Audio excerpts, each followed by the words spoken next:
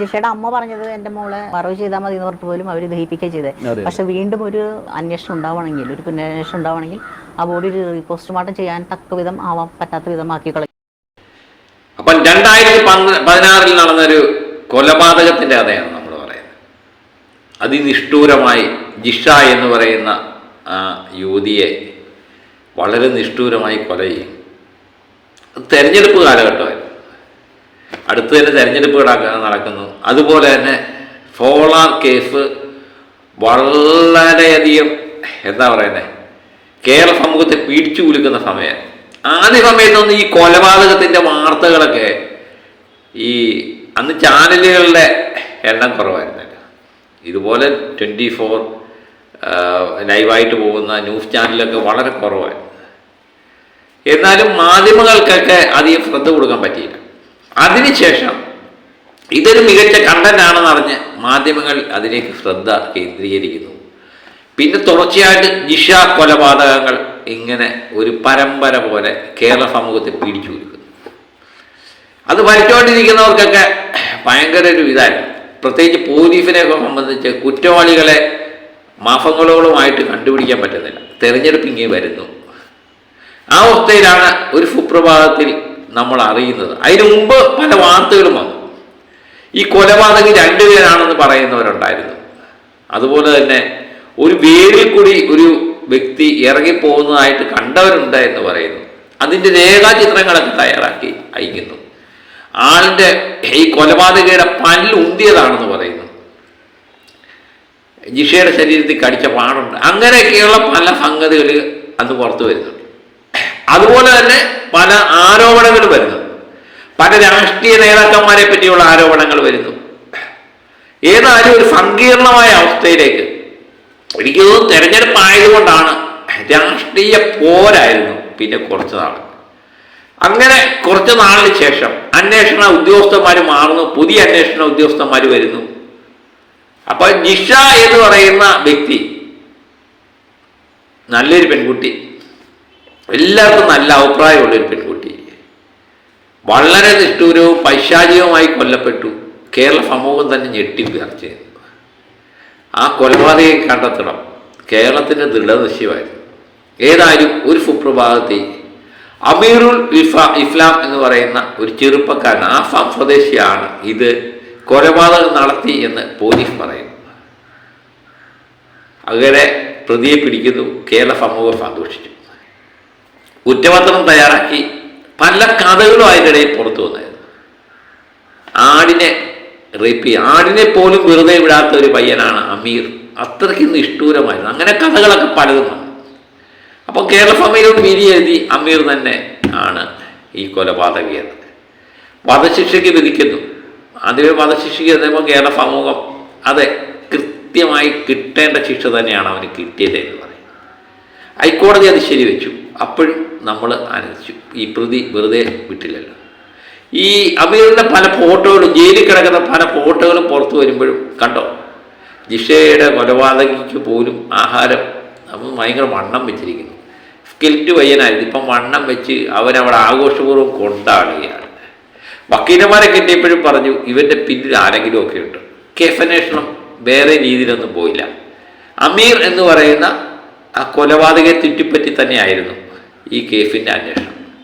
പിന്നെ ജിഷയുടെ അമ്മയ്ക്ക് കാശ് കിട്ടുന്നു, അതുമൊക്കെ ആയിട്ട് വേറെ സംഭവങ്ങൾ. അതുപോലെ സഹോദരിക്ക് ജോലി കൊടുക്കുന്നു, അത് അതിൻ്റെ വഴിക്കങ്ങ് പോയി. പക്ഷെ വർഷങ്ങൾക്ക് ശേഷം ഈ വ്യക്തി, അമീർ എന്ന് പറയുന്ന വ്യക്തി നിരപരാധിയാണ് എന്ന് വിശ്വസിക്കുന്ന കൂടുതൽ ആൾക്കാരുണ്ട് എന്നുള്ളതാണ് നമ്മൾ നോക്കിക്കാണുന്നത്. പലരും അതിനെപ്പറ്റിയുള്ള പല കഥകളും പറയുന്നു. TV90 എന്ന് പറയുന്ന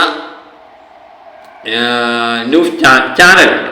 അതിൽ ജെയ്ഫ് എന്ന് പറയുന്ന വ്യക്തിയുടെ ഒരു വീഡിയോ ഞാൻ കാണാനായി. പിന്നെ തുടർച്ചയായിട്ട് അദ്ദേഹത്തിൻ്റെ വീഡിയോകളൊക്കെ ഞാൻ കാണാൻ തുടങ്ങിക്കഴിഞ്ഞപ്പോഴാണ് പല കാര്യങ്ങളും, ജിഷ കൊലക്കേസുമായിട്ട് ബന്ധപ്പെട്ട പല കാര്യങ്ങളും അദ്ദേഹം പുറത്തു കൊണ്ടുവന്നതായിട്ട് കാണുന്നു.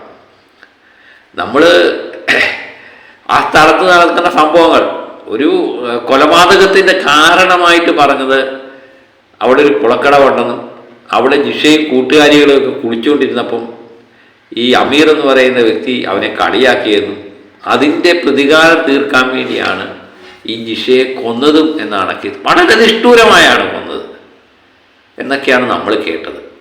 പക്ഷേ അവിടെ അങ്ങനെ ഒരു കുളിക്കാൻ പറ്റിയ ഒരു കുളിക്കടവില്ല എന്ന് ജിഷയുടെ കൂട്ടുകാരികൾ തന്നെ പറയുന്നു. നമുക്ക് അതൊന്ന് കേൾക്കാം. ഒന്ന് അമീറുൽ ഇസ്ലാം ഒളിഞ്ഞു നോക്കി എന്നുള്ളതാണ് പറയപ്പെടുന്നത്. കുളിക്കടവ് എന്ന് പറഞ്ഞു കഴിഞ്ഞാൽ ഒളിഞ്ഞു നോക്കാൻ നമുക്ക് വലിയ കാടും പള്ളിയൊന്നുള്ള സ്ഥലമൊന്നുമല്ല. വളരെ ഓപ്പണിംഗ് ആയിട്ട് ഇറക്കുന്ന ഒരു തോട്, ചെറിയൊരു തോട്. ഞങ്ങൾ ഉൾപ്പെടെ എല്ലാവരും അവിടെ പോയി അലക്കിക്കൊണ്ടിരിക്കുന്നത്. ഈ കൊച്ചും വരാറുണ്ട്. അവിടെ ഒളിഞ്ഞു നോക്കണ ഒരു സംഭവം ഒറ്റമാതിരി നല്ല വീടുകളും ഉള്ള ഏരിയ നിങ്ങൾ കണ്ടല്ലോ. അവിടെ ഒളിഞ്ഞു നോക്കാൻ പറ്റുന്ന യാതൊരു സംഭവമില്ല. അതൊക്കെ വെറുതെ അതാ തോന്നിയിട്ടുള്ളൂ. ഈ കുളിക്കടവാണ്, അതൊരു വെറും ഒരു തോട് മാത്രമാണ്. അവിടെ ആർക്കും കുളിക്കാനൊന്നും പറ്റുന്നില്ല. പലരും കാല് കഴുകുന്നേ കേൾക്കാം. അങ്ങനെയൊന്നും കുളിക്കാൻ പറ്റത്തില്ല. അതുപോലെ ഇടതൂർന്ന മരങ്ങളൊന്നുമില്ല അവിടെ നിന്ന് സ്ത്രീകൾ കുളിക്കുന്നതൊക്കെ ഒളിഞ്ഞു നോക്കാനാണ്.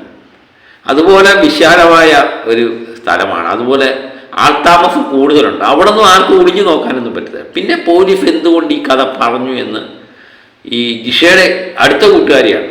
ഈ കുട്ടിയുമായിട്ടാണ് ജിഷ കുളിക്കാനൊക്കെ പോകുന്നത്, തുണി നനയ്ക്കാനും ഒക്കെ പോകുന്നത്. അങ്ങനെ ഒരു സംഭവമേ നടന്നിട്ടില്ല എന്ന് പറഞ്ഞു. പിന്നെ പോലീസ് എന്തിനു വേണ്ടിയാണ് ഈ കഥ പറഞ്ഞുണ്ടാക്കിയത്? വേറെ ഒരു കേസ് പറയുന്നതെന്ന് പറഞ്ഞാൽ ഈ അമീറുൽ ഇസ്ലാം എന്ന് പറയുന്ന കൊലപാതകി, അവിടുത്തെ ഫലവാസികൾ ആരും തന്നെ ഇത്രയും നാളും കണ്ടിട്ടില്ല. ആദ്യമായിട്ട് കാണുന്നത് ഒമോടി കേട്ടിച്ചാണ് കൊണ്ടുവരുന്നത്. പക്ഷെ കോടതിയിൽ വെച്ച് ഇതിൻ്റെ മുഖം ആ കുട്ടിയുടെ ആ അമീറിൻ്റെ മുഖം തുറന്നു കാണിച്ചപ്പം അവിടുത്തെ സ്ഥലവാസികളൊക്കെ ഞെട്ടിപ്പോയി. ഇങ്ങനെ ഒരു വ്യക്തി അവർ കണ്ടിട്ടില്ല എന്നാണ് പറയുന്നത്. അതൊന്ന് പറയുന്നത് കേൾക്കും. കുളിക്കാൻ പോകുന്ന പറയുന്ന കടവ് ഇവിടെ അടുത്താണ്. അവിടെ തൊട്ട് താഴെ ഈ കുളിക്കടവിൽ വന്ന് ഒളിഞ്ഞു നോക്കിയെന്നും എന്നൊക്കെ പറഞ്ഞ് ഓരോ പല പല ഇതാണ് പറയുന്നത്. നിങ്ങൾക്ക് ഈ പറയുന്ന കാര്യങ്ങളൊക്കെ നിങ്ങൾക്ക് വിശ്വാസം തോന്നുന്നുണ്ടോ? ശരിയാണെന്ന് നിങ്ങൾക്ക് തോന്നുന്നുണ്ടോ? അമീറുൽ ഇസ്ലാമിനെ നിങ്ങൾ ആരും കണ്ടിട്ടില്ല. ഈ പ്രദേശത്ത് നിങ്ങൾ ആരും കണ്ടിട്ടില്ല. ആ മുഖം കണ്ടിട്ടില്ല. ആ ചെറുപ്പക്കാരനെ കണ്ടിട്ടില്ല. പിന്നെ എന്തായിരിക്കും ഇവിടെ ഈ സംഭവിച്ചേക്കുന്നത് ഈ കുട്ടിയുടെ കേസിൽ? അതറിയത്തില്ല കേട്ടോ. നിങ്ങൾ വിശ്വസിക്കുന്നുണ്ടോ ഈ അമീറുൽ ഇസ്ലാം എന്ന് പറയുന്ന ഈ ചെറുപ്പക്കാരനാണ് ഇത്രയും വലിയ ക്രൂര പീഡകളൊക്കെ നടത്തിയത് നിങ്ങൾ വിശ്വസിക്കുന്നുണ്ടോ? ഇല്ല, ഞാൻ അവനെ കണ്ടിട്ടേ ഇല്ല. ജിഷയുടെ അടുത്ത കൂട്ടുകാരിയാണ് ഈ കുട്ടിയും കണ്ടിട്ടില്ല. അമീർ എന്ന് പറയുന്ന വ്യക്തിയെ ആദ്യമായിട്ടാണ് അവർ കാണുന്നത്. അപ്പം ഇങ്ങനൊരു സംഭവം നടന്നതായിട്ടും അവർക്കറിയില്ല. ഈ അമീർ ആണോ ഈ കൊലപാതകം ചെയ്തത് എന്ന് ഇവർ 100% വിശ്വസിക്കുന്നുമില്ല. അതാണ് ഒരു സത്യം. അവിടുത്തെ സ്ഥലവാസികൾ മിക്കവാറും ആരും വിശ്വസിക്കുന്നില്ല എന്നുള്ളതാണ്. ഇതിൻ്റെ അന്വേഷണം നടത്തേണ്ട പോലീസാണ്. അവർ അന്വേഷണം നടത്തുന്നത്. അവർ ഒരാളുടെ കുറ്റവാളിയായിട്ട് പ്രഖ്യാപിച്ച് കോടതി തന്നെ അതിന് ശിക്ഷയും കൊടുത്തു. കാരണം അതിന് തക്കതായ തെളിവ് കോടതി സമർപ്പിച്ചുകൊണ്ടാണ് ഈ വധശിക്ഷയായിട്ടുള്ള തെളിവുകൾ പോലീസ് ഉദ്യോഗസ്ഥന്മാർ ഉണ്ടാകുകയോ ചെയ്തു. അത് നമുക്കറിയില്ല എങ്ങനെയാണ്. ഇതിനിടയിൽ വേറെ ഒരു കൂട്ടുകാർ തന്നെ പറയുന്നുണ്ട്. പിന്നെ അമീർ എന്ന് പറയുന്ന വ്യക്തിയെ കണ്ടപ്പോൾ ഉള്ള ഒരു അനുഭവം അതുകൊണ്ടൊന്ന് കേൾക്കാം. ഇതിനെ കൊണ്ടുവന്നപ്പോൾ ഞങ്ങളെല്ലാവരും കാണാൻ വേണ്ടി ചെന്നു. പക്ഷെ മുഖത്ത് ഇങ്ങനെ കറുത്ത ഇത് മറിച്ചേക്കുന്നത് അതൊരു ചെറിയ ചെറുക്കൻ. അപ്പം ഞങ്ങളെല്ലാവരും ചോദിക്കുകയും ചെയ്തു, ഇത് ചെറുക്കനാണോ? കാരണം എൻ്റെ അത്ര ഹൈറ്റ് ഉണ്ട് ജിഷയ്ക്ക്. ഞാൻ ജിഷയ്ക്ക് മിക്കപ്പോഴും ഞങ്ങൾ ഒന്നിച്ച തോട്ടിലൊക്കെ പോവാറ്. ആ കൊച്ചിന് ഏകദേശം എൻ്റെ അത്ര ഹൈറ്റ് ഉണ്ട്. അപ്പോൾ ആ കൊച്ചിനെ കൊല്ലാനുള്ള ആരോഗ്യം ഉണ്ടോ എന്ന് ഞങ്ങൾക്ക് തോന്നിയിട്ടുണ്ട്. കാരണം ആള് പൊക്കം കുറഞ്ഞ ആളല്ലോ പിടിച്ച ആള്. അത്ര ഞങ്ങൾക്കൊരു സംശയം. അപ്പോൾ ഇതിൻ്റെ അമീർ എന്ന് പറയുന്ന വ്യക്തിയുടെ മുഖം കണ്ടു കഴിഞ്ഞപ്പോൾ അവർ ഞെട്ടിപ്പോയി. ഈ പയ്യൻ എങ്ങനെ ജിഷയെ കൊല്ലാൻ പറ്റും? കാരണം ജിഷയ്ക്ക് സാമാന്യം നല്ല ആരോഗ്യമുള്ളൊരു ശരീരമാണ്. ഈ അമീറിനെ പോലുള്ള ഒരു വ്യക്തിക്ക് ഒറ്റയ്ക്കൊന്നും കീഴ്പ്പെടുത്താം. അതുമല്ല ഇത്ര നിഷ്ഠൂരമായി ക്രൂരമായി ആക്രമിക്കാനും പറ്റത്തില്ല. അതുപോലുള്ള ശരീരപ്രകൃതിയായത്. പ്രത്യേകിച്ച് അവന് 20 വയസ്സ് മാത്രമേ പ്രായമുള്ളൂ എന്ന് അവർ പറയുന്നുണ്ട്. അവർ സംശയം പ്രകടിപ്പിച്ചു ഇവനെങ്ങനെ കൊല്ലാൻ പറ്റി എന്നുള്ള സംശയം അവിടുത്തെ ആൾക്കാരെല്ലാം പ്രകടിപ്പിച്ചു. ഇതിനിടയിൽ സാമൂഹ്യ പ്രവർത്തകയുണ്ടായിരുന്നു. നമ്മുടെ അമ്പിളി ഓമനക്കുട്ടൻ എന്ന് പറയുന്ന സാമൂഹ്യ പ്രവർത്തകർ ജയിലിൽ ആദ്യമേ സന്ദർശിച്ചു. അതിനുശേഷം രണ്ടാമതും അവർ സന്ദർശിച്ചു. അവർ ചില കാര്യങ്ങൾ പറയുന്നുണ്ട്. പ്രത്യേകിച്ച് ആസാമിൽ 15 വയസ്സിനെങ്ങാണ്ടോ ആണെന്ന് തോന്നുന്നു കേരളത്തിലെത്തുന്നത്. കേരളത്തിലോ ആസാമിലോ ഇത്രയും നാളും ഈ വ്യക്തിയുമായിട്ട് ബന്ധപ്പെട്ട യാതൊരുവിധ കേസും നിലവിലില്ല എന്ന് പറയുമ്പോൾ ദുരൂഹത വർദ്ധിക്കുകയാണ് അല്ലേ? ഇവന് പറയത്തക്ക വെറും പാവം പിടിച്ചൊരു മനുഷ്യനാണ് എന്നാണ് ഈ അമീറുമായിട്ട് ബന്ധപ്പെട്ട് സംസാരിക്കുന്നവരെല്ലാവരും പറയുന്നത്. അവനൊന്നും അറിയില്ല. ആ വാക്കുകൾ നമുക്കൊന്ന് കേൾക്കാം. ശരിക്കും ഒരു പെറ്റി കേസ് പോലും ഇപ്പോൾ ആസാമിൽ തന്നെയായാലും ഞങ്ങൾ ചോദിച്ചതാണ്, അവിടെ പോലീസ് സ്റ്റേഷനായിട്ട് ബന്ധപ്പെട്ട് ചോദിച്ചതാണ്. കാരണം ഒരു ക്രൈം നടക്കുമ്പോൾ അങ്ങനെ ഒരു ബാക്ക്ഗ്രൗണ്ട് നമുക്ക് ആ പ്രതിക്ക് ഉണ്ടോ ഇല്ലയെന്ന് അറിയണമല്ലോ. പക്ഷെ അങ്ങനെ ഒരു പെറ്റി കേസ് പോലും അമീറിന്റെ പേരിലില്ല ആസാം പോലീസ് സ്റ്റേഷനിലോ അവിടെയോ വേറെ ഏതെങ്കിലും രൂപത്തിലോ ഒന്നുമില്ല. 20 വയസ്സുള്ളപ്പോഴാണ് അവന് ക്രൈം ചെയ്തു എന്ന് പറയുന്നത്. പക്ഷെ ആസാമിൽ ഇവന്റെ അച്ഛന്റെ കൂടെ കായികപരമായിട്ടുള്ള എല്ലാ ജോലികൾക്കും കൂടെ പോയിരുന്നു. നിരുപദ്രവകാര ജീവി എന്നാണ് അവൻ അറിയപ്പെടുന്നത്. വേറെ പെറ്റി കേസ് പോലും അവന് വരില്ല എന്നുള്ളതൊക്കെ അതെ നമുക്ക് എല്ലാവർക്കും അറിയാം. മറ്റൊരു കാര്യം പറയാനുള്ളത് വെച്ചിട്ടുണ്ടെങ്കിൽ ഒരു ഇത്രയും വലിയ ക്രൂരമായ ഒരു കൊലപാതകം ചെയ്യുമ്പോൾ നമുക്കൊരു മോട്ടിവേഷൻ ഉണ്ട് ഏതൊരു കൊലയ്ക്കും. അല്ലെങ്കിൽ പെട്ടെന്നുണ്ടായ ഒരു ഇതുകൊണ്ട് ചെയ്യണ ഒരു ഇതായിരിക്കണം. ഈ 2 തരത്തിൽ നോക്കിയാലും അങ്ങനെ ഒരു കൊല ചെയ്യാനുള്ള ഒരു ഇത് അമീറായിട്ടൊരു ഇത് നമുക്ക് കാണാൻ കഴിയില്ല. കാരണം എന്താണെന്ന് വെച്ചിട്ടുണ്ടെങ്കിൽ ഒരു കുളക്കടവിൽ ചെന്ന് നിന്ന് കളിയാക്കിയതിന് പേര്. പക്ഷേ ഞാൻ അവിടെ പോയിട്ടുണ്ട്, അതൊരു കുളക്കടവെന്ന് നമുക്ക് പറയാൻ പറ്റില്ല. ഞാനും പോയിരുന്നു. ഈ അമ്പിളി ഓമനക്കെടുത്തന്നെ ഇതിനകത്ത് വേറൊരു കാര്യം പറയുന്നത്, ഈ ജിഷയുടെ മൃതശരീരം കുഴിച്ചിടാനാണ് അമ്മയ്ക്കും ബന്ധുക്കൾക്കും ഒക്കെ താല്പര്യം. പക്ഷേ ഇത് അറേഞ്ച് ചെയ്ത ആൾക്കാർ ദഹിപ്പിക്കുകയാണ് ചെയ്തത്. പഞ്ചായത്ത് നിയമം അനുസരിച്ച് ഒരു വ്യക്തിയെ ദഹിപ്പിക്കാൻ സന്ധ്യയായതിനു ശേഷം ദഹിപ്പിക്കാൻ പാടില്ല എന്നുള്ള നിയമം തന്നെ കാറ്റിപ്പറത്തിയാണ് അന്ന് ഈ ദഹനം നടന്നത്. വീണ്ടും ഒരിക്കൽ കൂടി ജിഷയുടെ മൃതശരീരം പോസ്റ്റ്മോർട്ടം നടത്തരുത് എന്ന് ചിലരെങ്കിലും ആഗ്രഹിച്ചു എന്നാണ് ഈ അമ്പിളി ഓമനക്കുട്ടൻ തുറന്നു പറയുന്നത്. നമുക്കതൊന്ന് കേൾക്കാം. ജിഷയുടെ അമ്മ പറഞ്ഞത് എൻ്റെ മോളെ മറവ് ചെയ്താൽ മതി എന്ന് പറഞ്ഞിട്ട് പോലും അവർ ദഹിപ്പിക്കുക ചെയ്തത്. പക്ഷെ വീണ്ടും ഒരു അന്വേഷണം ഉണ്ടാവണമെങ്കിൽ, ഒരു പുനരന്വേഷണം ഉണ്ടാവണമെങ്കിൽ ആ ബോഡി പോസ്റ്റ്മോർട്ടം ചെയ്യാൻ തക്ക വിധം ആവാൻ പറ്റാത്ത വിധമാക്കി കളഞ്ഞത്. അതെന്തിനു വേണ്ടി അങ്ങനെ ചെയ്യുന്നത് തന്നെയല്ല. ഒരു ആർഡിയുടെ മുന്നിൽ ഒരു പട്ടിക വിഭാഗത്തിൽപ്പെട്ട പെൺകുട്ടി മരണപ്പെട്ട ഇത് ഇൻക്വസ്റ്റ് തയ്യാറാക്കണമല്ല, അങ്ങനെ ഒരു അറിയിപ്പ് പോലും ആർഡിയെ അറിയിക്കാതെ തദ്ദേശ സ്വയംഭരണ വകുപ്പിന്റെ അവിടുത്തെ റൂൾ ഉണ്ട്, അവർ പാസ്സാക്കിയിരിക്കുന്ന നിയമമുണ്ട്. സദ്യക്ക് ശേഷം അവിടെ സംസ്കാരം പാടില്ല, അവരുടെ നിയമമുണ്ട്. ആ നിയമമൊക്കെ കാറ്റിൽപ്പെടുത്തിയാണ് ചെയ്തിരിക്കുന്നത്. എന്തിനാണ് ഈ തിടുക്കം? അതേപോലെയുള്ള കാര്യങ്ങൾ ചെയ്തത് ഈ പാവം ആസാമിൽ കിടക്കുമ്പോൾ നിരപരാധിയായ ഒരു ചെറുപ്പക്കാരന് കേരളത്തിൽ വന്ന് ഇങ്ങനെയൊക്കെ ചെയ്യിപ്പിക്കാനുള്ള ഒരു കഴിവുണ്ടോ? അത് പറയേണ്ടത് ഇതൊക്കെ പറയുമ്പോൾ നമ്മളിതൊക്കെ കൂട്ടി വായിക്കണമല്ലോ. അപ്പൊ അത് ചെയ്യിച്ചത് എന്തിനു വേണ്ടിയിട്ട്? അത് ചെയ്യിച്ചത് അങ്ങനെയാണെന്നുണ്ടെങ്കിൽ അമീറാണെന്ന് പറയേണ്ടി വരില്ലേ? അമീറിന് അതിനുള്ള കഴിവുണ്ടോ, അതിനുള്ള പവർ ഉണ്ടോ കേരളത്തിൽ വന്ന് ഇങ്ങനെയൊക്കെ ചെയ്യിക്കാനായിട്ടുണ്ടോ? അപ്പോൾ എന്താ പറയുന്നത്, ഇത് ആരൊക്കെയോ തീരുമാനിച്ച കാര്യം എന്നാണ് അമ്പിളി ഓമനക്കുട്ടൻ പറയുന്നത്. ഇതൊക്കെ കണ്ടു കഴിഞ്ഞാൽ സത്യം പറഞ്ഞാൽ നമുക്ക് ഞെട്ടലുണ്ട്. എന്താണ് ഇവിടെ സംഭവിച്ചത് അറിയാനുള്ള ആഗ്രഹമില്ലേ? ഏതായാലും വധശിക്ഷയ്ക്ക് വിധിക്കപ്പെട്ട ഒരു കുറ്റവാളിയാണ്. ഒരു നിരപരാധി പോലും ശിക്ഷിക്കപ്പെടാൻ പാടില്ല, ഒരു അപരാധി പോലും വെറുതെ വിടാൻ പാടില്ല. അതാണ് നമ്മുടെ ഒരു നിയമം, നമ്മുടെ കൺസെപ്റ്റ് അത് തന്നെയാണ്. അപ്പം അതുകൊണ്ട് അമീർ എന്ന് പറയുന്ന വ്യക്തി നിരപരാധിയാണെങ്കിൽ ഒരു കാരണവശാലും അവൻ ശിക്ഷ അനുഭവിക്കാൻ പാടില്ല.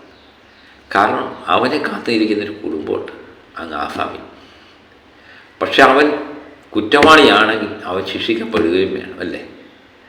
അമീറിന് എന്താ സംഭവിച്ചതെന്ന് പോലും അറിയില്ല. ജിഷ അവൻ കണ്ടിട്ടില്ല എന്ന് പറയും. ഏതായാലും അന്വേഷണം വേണ്ട വിധം നടക്കുന്നുണ്ടോ എന്ന് നമുക്ക് സംശയമാണ്. കാരണം ഈ കേസ് അവിടെ കൊണ്ട് തീർന്നു. പ്രത്യേകിച്ച് അമീറിനെ പോലുള്ളൊരു വ്യക്തിക്ക് വേറെ ആരും ഇല്ല ഇതിൻ്റെ പുറകെ നടക്കാനും ഈ കേസുമായിട്ട് ബന്ധപ്പെട്ട് പോകാനും. അങ്ങനെ ചെയ്തിട്ടുണ്ടോ എന്ന് നമുക്കറിയില്ല. ഞാൻ പറഞ്ഞില്ലേ, നമുക്കിതിനെപ്പറ്റി ഒന്നും യാതൊരു അറിവില്ല. പക്ഷേ ഈ പുറത്തു വരുന്ന ചില സംഗതികൾ കേൾക്കുമ്പോൾ ഇതിനെന്തൊക്കെ ഗൂഢാലോചന നടന്നിട്ടുണ്ടോ എന്ന് നമുക്ക് സംശയമാണ്. ഞാൻ പറഞ്ഞില്ലേ, അതുകൊണ്ട് ഇതിൻ്റെ സത്യം എത്രയും പെട്ടെന്ന് പുറത്തു വരണം. ഗവൺമെൻറ് ഇതുമായിട്ട് ബന്ധപ്പെട്ടുള്ള കേസ് പുനരന്വേഷിക്കാൻ ഒരു വിഷയം കഴിഞ്ഞു വരും. കോടതി തീരുമാനിച്ചു, ഹൈക്കോടതി വരെ വധശിക്ഷ വിധിച്ച ഒരു വ്യക്തി. പക്ഷേ നാളെ നമുക്കൊരു തെറ്റുപറ്റിയെന്ന് വിചാരിച്ചൊരു നിരപരാധിയാണ് ശിക്ഷിക്കപ്പെട്ടതെന്ന് അറിഞ്ഞു കഴിഞ്ഞാൽ എന്തായിരിക്കും അവസ്ഥ അല്ലേ? പക്ഷേ അത് വേണ്ട വിധം പുനരന്വേഷിക്കട്ടെ. കുറ്റവാളിയാണെങ്കിൽ ഞാൻ പറഞ്ഞില്ലേ, അമീറിന് തക്കതായ ശിക്ഷ തന്നെ കിട്ടണം. പക്ഷെ കുറ്റവാളി അല്ലെങ്കിൽ അവനെ വെറുതെ വേണം. അത് മാത്രമേ എനിക്ക് പറയാനുള്ളൂ. നിങ്ങൾക്ക് എന്താ തോന്നുന്നത്? ഈ കേസുമായിട്ട് ബന്ധപ്പെട്ട് പല ഇതൊക്കെ കേട്ട് കഴിയുമ്പോഴാണ് നമുക്ക് ഉണ്ടാകുന്നതല്ലേ. പക്ഷേ ഇതൊന്നും ആരും ഫോളോ അപ്പ് ചെയ്യുന്നില്ല എന്നുള്ളത് വേറൊരു സത്യമാണ്. ഞാൻ വേറൊരു വീഡിയോ അടുത്ത് തന്നെ ഒരു വീഡിയോ ചെയ്യാം. നമ്മുടെ ശ്രീലേഖ IPS ചില കാര്യങ്ങൾ പറയുന്നുണ്ട്. നമുക്ക് അതിനെപ്പറ്റി വീഡിയോ ചെയ്യാം. അപ്പോൾ മറ്റൊരു വിഷയമായി വീണ്ടും എത്താം. Okay, by.